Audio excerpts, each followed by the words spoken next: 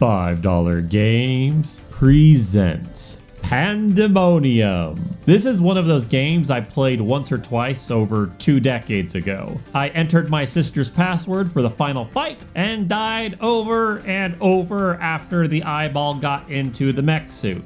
Ah, you can duck. So that's what you're supposed to do. That's one question answered off my bucket list. Anyways, the plot is that the jester peer pressures this girl into casting stronger and stronger fireworks spells until she unleashes a giant toad that consumes the kingdom. Yeah, why not? Let's store the apocalyptic monster next to the fireworks spell in the book. Seems like a great spot for it. It's not like I've ever been turned to the wrong page for a monster stat block in D&D. Anyways, according to the book, in order to seal the monster away, they have to go get a boon from the wishing well. And off they go. The first thing to do in this game, at least if you own it on Steam, is to press escape and remap the controls. There's a convenient option to see the password in case you accidentally skip past it on this screen and didn't write it down, which you will need to do before you get a game over if you want to save your progress. This game is a classic 2.5D platformer. Before you select a level, you can change your character. The jester can cartwheel into enemies and the girl can double jump. Throughout the levels are gem treasures, which operate similarly to coins in the Mario Brothers franchise, except 300 gems equal a life instead of 100. Although the game is fairly polygonal, it has some pretty cool visuals. As far as going left and right goes, this game has a lot of depth with a cinematic camera. Unfortunately, this same cinematic camera is far too close to the player the majority of the time, making it impossible to react to hazards in the level. You can try going super slow, constantly tapping the forward button, but unfortunately, some of the setups only allow one shot, and if you miss it, it's gone. Well, you can finagle some things with the double jump girl, but not everything. About every 3 levels or so is a hidden golden heart, which will increase your HP by 1, which you will want because your starting HP is 2, meaning you'll probably end up memorizing each level because you can only mess up once. Well, there are heart items that replenish your life, but they can be few and far between. Also, as a word of caution, your character moves pretty fast. This results in some pretty cool looking gameplay if you go at full speed, but you'll basically be memorizing inputs rather than reacting to what's happening on the screen. Or you're just better at video games than I am. I'll admit that my reaction speed is slightly below average. There are a few different items that let you shoot out magic blasts a couple of times. I found one that killed guys and one that shrunk them, and that was kind of fun. Ultimately, the game feels like a fun house when it's working well, and I can understand the appeal there. But dying and losing progress because you didn't write down the password is very frustrating. So consider picking up the game if you know the pain of old games and want to have some good old nostalgia.